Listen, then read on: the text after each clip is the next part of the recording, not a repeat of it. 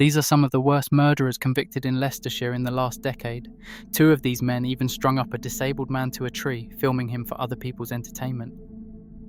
Number 1. Roman and Sero Hemmings. These are the faces of two brothers whose lethal rage over a throwaway driving comment ended an innocent man's life.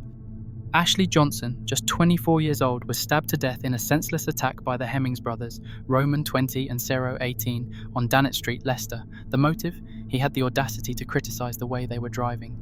Roman, the more aggressive of the two, delivered the fatal wound, a single, savage knife strike later described in court as unsurvivable. The brothers then fled the scene, leaving Ashley bleeding in the street, and launched an attempt to destroy the evidence. Instead of calling for help, they tried to wash blood out of the car and dump the murder weapon. They then vanished, sparking a police manhunt. Following a 12-day trial at Leicester Crown Court, both brothers were found guilty of murder. Roman Hemmings was sentenced to life in prison with a minimum term of 20 years. His younger brother, Sero, will serve at least 10 years before being considered for parole. Ashley's family were left devastated by the murder. Though the sentences won't bring him back, they hope the outcome will bring some small measure of peace. Number 2. Craig Keogh. This case will truly shock you. Right, don't move, mate. What's your name? Craig, stay there. This man raped and murdered a 72-year-old woman in her own home after a night out taking cocaine. Do you agree with his sentence? Craig Keogh, 26, attacked Jane Hings in the early hours of the 24th of September 2017 after breaking into her bungalow in Fleckney, Leicestershire. The court heard Keogh raped her twice, smothered her with a pillow and stole her jewellery, including her wedding and engagement rings. Keogh, who had previously walked Ms. Hings's dog and done odd jobs for her, was linked to the crime by DNA evidence after leaving behind a baseball cap and a tongue bar. The next day, he sold her belongings and used the cash to buy drinks and meals for friends. Mr. Justice Jeremy Baker described Keogh's actions as callous in the extreme and said he showed no remorse. He added that Keogh killed Ms. Hings to stop her from identifying him. Keogh was found guilty at Birmingham Crown Court and sentenced to life with a minimum term of 32 years, one of the longest sentences in Leicestershire for murder in the last decade. Number 3. Ashwin Daudia. This man murdered his ex-wife and stuffed her body in a suitcase. What do you think of his sentence? Ashwin Daudia, 51, strangled his ex-wife Kieth Daudia when she returned home from work, then packed her body into a suitcase and dumped it near a neighbour's bins in Leicester. The killing happened on January 16, 2017, the day their former marital home was being sold to Kieth's sister. She was due to continue living there, while Daudia was expected to move out. But when Kieth got home, he hadn't packed anything. Instead, he was still in the house, and what followed was a fatal confrontation. During the row, Daudia used Kieth's own scarf to strangle her. He later told the court he lost control after she shouted at him to leave and allegedly hit him, but the judge rejected his claims and said she posed no physical threat to him whatsoever. After killing her, he cleaned the scene to hide any sign of what had happened. He placed a plastic bag over her head to conceal blood and left her body in the front room. When their 17-year-old son returned home from college, Daudia pretended nothing had happened. Later that night, while his son was upstairs, Daudia wheeled the suitcase into the street and left it in the yard of a nearby house. CCTV footage later showed him dragging the case away from the home. Forensic investigators found traces of blood he had tried to wipe away, and pathologists recorded 18 separate injury sites on Kieth's body. In court, Daudia was described as an arrogant bully who had tried to cover up a premeditated attack. The judge said he had shown selfishness and violence on a wicked scale, adding that he stripped Kieth of any remaining dignity, even in death. Kieth was described by her family as bright, loving, and full of life. Her two sons, who were just teenagers at the time, said their lives had been shattered. One of them told the court he couldn't even remember his last words to her, and that this haunts him every day. Jurors took only a few hours to find Daudia guilty of murder. He is currently serving a minimum of 18 years behind bars. Number 4. Harry Mathews. This man stabbed a disabled drug addict 28 times with a Rambo-style knife. He was found guilty of murder and jailed. In 2018, Harry Mathews, 22, launched a brutal attack on 38-year-old Mark Swinhoe in a dark alley in Loughborough after a drug deal turned violent. Swinhoe, who had one leg and used a bike to get around, was dragged to the ground, repeatedly stabbed, kicked and beaten with his own prosthetic limb. The victim died at the scene from multiple injuries, including a fatal 12-centimeter deep stab wound to his back. Mathews, along with co-defendants Jamie Wildman and Paul Williams, had turned up to deliver drugs after Swinhoe and his girlfriend attempted to rob them. But when the plan went wrong, the attack that followed was described in court as being like piranhas. Prosecutors said Swinhoe tried to use a homemade stun gun on Mathews but was quickly overpowered. He was dragged from his bike, kicked on the ground, and had his prosthetic leg ripped off and used as a weapon against him. Mathews then pulled out a large knife and stabbed him 28 times. Wildman, 24, was cleared of murder but convicted of manslaughter. Williams, 38, was acquitted of both charges, but all three were found guilty of supplying heroin and cocaine. The killing took place in the early hours of January 14, 2018, off Moira Street in Loughborough. During the trial, Mathews denied being the attacker, but the jury didn't believe him, returning a guilty verdict for murder by a 10-2 majority after 4 days of deliberation. The court heard that all three men were runners for a local drug boss who organised deliveries under the alias Louis from his home while using the defendants to carry out street deals. Police called it a vicious attack by any definition and said Mathews had no qualms about using a deadly weapon. Mark's family described him as vulnerable and said they were devastated by his loss. Harry Mathews was sentenced to life in prison and is serving a minimum of 25 years behind bars. Number 5. Joshua Hack and Kieth Lowe. What you're about to hear is one of the most disturbing and sadistic murders in Leicestershire's recent history, and it was all filmed on a phone. Brendan Mason was a quiet, vulnerable man with learning difficulties who, much like many in Leicestershire, are law-abiding and innocent citizens uninvolved in crime. However, Mason was targeted and lured to his death because of a simple lie, which was proven false in court. Weeks before the murder, tensions had surfaced.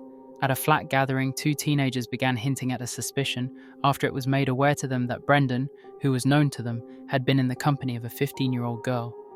The girl did not say that Brendan had done anything harmful to her, but because he was sat next to her, a rumour started that Brendan had apparently inappropriately touched the girl in some kind of way. The girl was known well to two boys who were at the flat, Kieth Lowe and Joshua Hack, locals near to the area that Brendan resided. Both were known to be violent in the area, with Lowe being particularly close with the girl who was sat next to Brendan. Around 1 a.m. on July 5, 2016, Lowe and Hack decided to arrange to meet Brendan, and during a 15-minute phone call they persuaded him to walk to Abbey Park. Brendan had been trying to find his way home and gather money for a taxi before the phone call, and after walking up to the entrance he was met by the pair, who dismounted their push bikes to lead Brendan inside. He had no idea he was walking into a trap. What happened next was nothing short of torture. Josh Hack and Kieth Lowe set upon him with shocking brutality. During the prolonged attack, they beat him so severely that they told others afterwards they had broken his nose and jaw. Brendan was repeatedly kicked in the back and left bloodied and barely conscious. They then stripped him naked. He was punched, kicked, and stomped.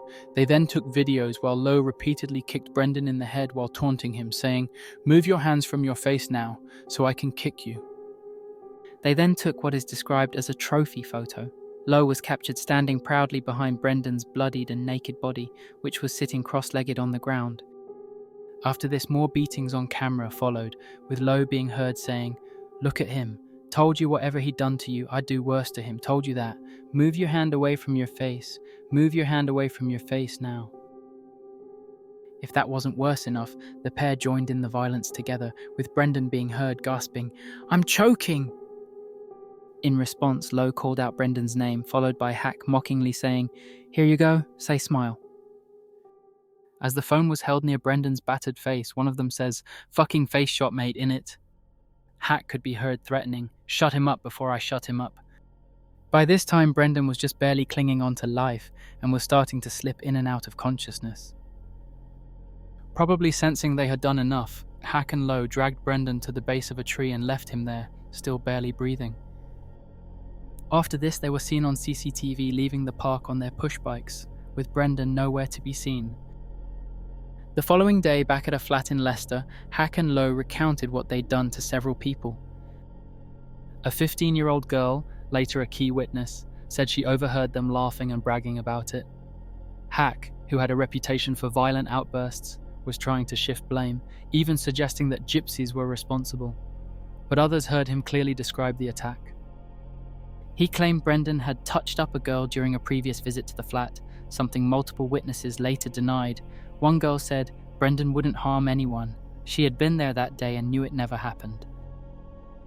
Hack didn't care. As the 15-year-old put it, Josh hates Brendan's guts. Lowe's role was also clear. Though he was quieter, witnesses said he joined in the storytelling. He was heard saying they had tied him to a tree, stripped him and put him in the water. When challenged in court, a witness insisted Kieth said half of it. He told others he was in the room. At around 6 a.m, park groundsmen found Brendan unconscious, naked and grievously injured by the tree. He was rushed to the hospital but could not be saved. He had suffered 99 injuries, brain damage, broken ribs, collapsed lungs, and severe head and neck wounds.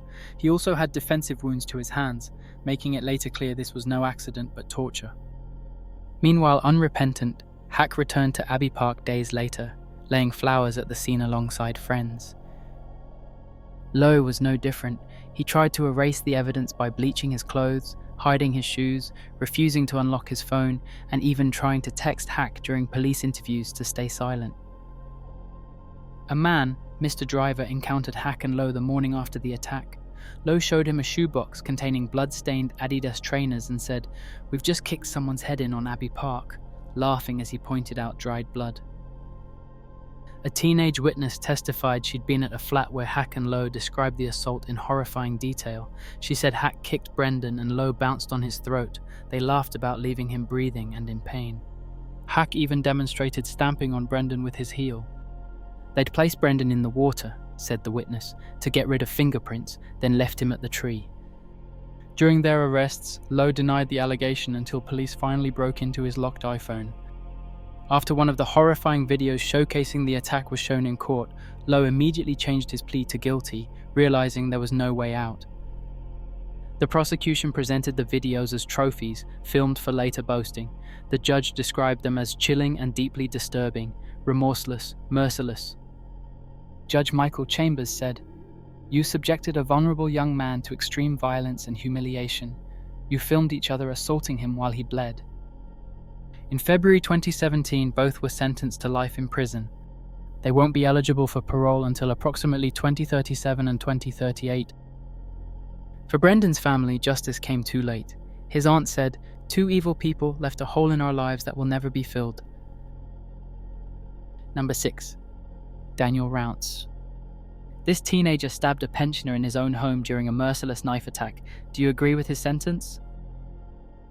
18-year-old Daniel Rounce committed one of Leicestershire's most shocking killings when he fatally stabbed 79-year-old Gerald Wicks in the chest. On the 22nd of February 2022, Rounce followed Mr. Wicks's former partner into her home on Queen's Park Way, Ayres Monsell. He had been hiding in nearby woodland before entering the property. Once inside, he targeted the elderly man in what the court later heard was a deliberate and premeditated act. Without warning, Rounce plunged a knife into Mr. Wicks's heart as he sat in his living room. The attack was described as merciless and truly wicked, leaving the pensioner dying in what should have been the safety of his own home.